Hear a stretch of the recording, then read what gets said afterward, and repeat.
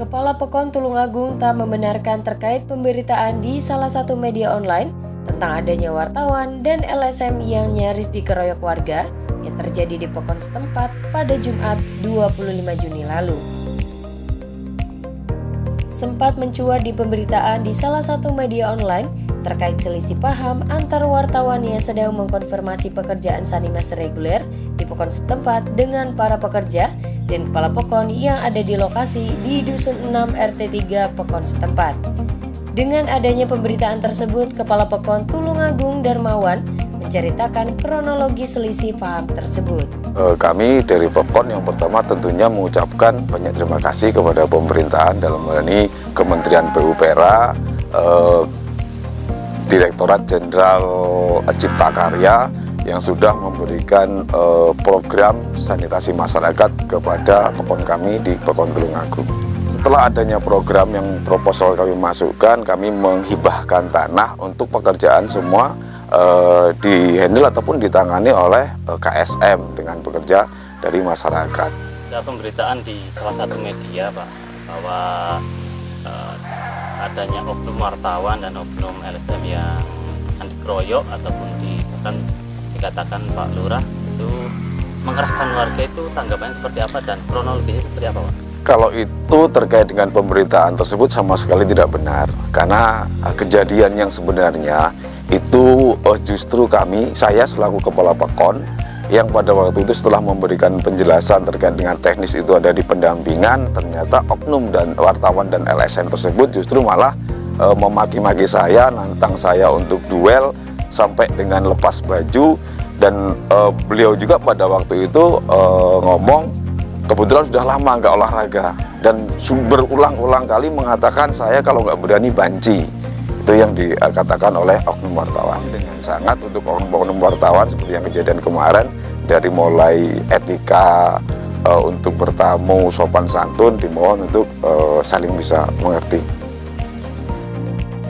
Tak hanya Kepala Pekon, salah satu saksi mata juga mengungkapkan terkait apa yang dikatakan oknum wartawan dan oknum LSM pada pemberitaan tersebut tidaklah benar, justru malah sebaliknya.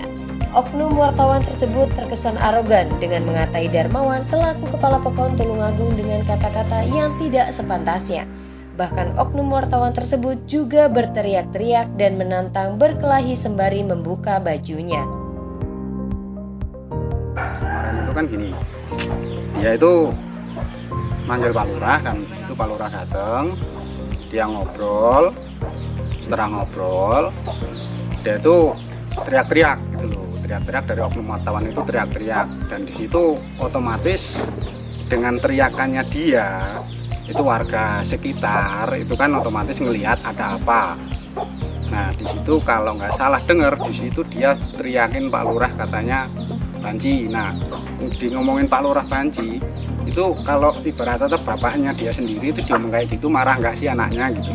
Itu kalau dari inti keributannya itu di situ. Tapi ada nggak sih yang seperti dikatakan oknum tersebut mengatakan bahwa Pak Lurah menyuruh warga, mengumpulkan warga bahkan untuk menyerang si oknum tersebut? Nggak ada, itu kalau bahasa itu hoak lah, ibaratnya kan hoak lah. Di situ warga itu dengan sendirinya itu ngelihat karena dia yang teriak-teriak yang nantang Pak Lurah. Ya otomatis kan namanya warga lingkungan, ada apa sih? Kok ada orang teriak-teriak, biasanya nggak ada orang teriak-teriak, kok itu ada orang teriak-teriak. Nah itu kan sendirinya itu orang dengan datang sendiri, nggak ada namanya Pak Lurah ngumpulin warga, kok mau suruh nyerang oknum wartawan itu nggak ada. Sementara itu, Heki Agung Nugroho selaku pendamping TFL dari dinas terkait mengatakan terkait dengan pekerjaan tersebut sudah sesuai dengan spek yang ada. Bahkan untuk pembesian yang dipergunakan adalah besi ukuran 10 dan berstandar SNI. Bahkan ia selaku pendampingnya ditunjuk oleh dinas terkait sangat mengapresiasi antusias para pekerja yang sangat baik dalam melaksanakan pekerjaan IPAL tersebut. Bahkan ia juga sangat berterima kasih kepada Kepala Pekon Tulungagung yang sangat welcome terhadap program tersebut.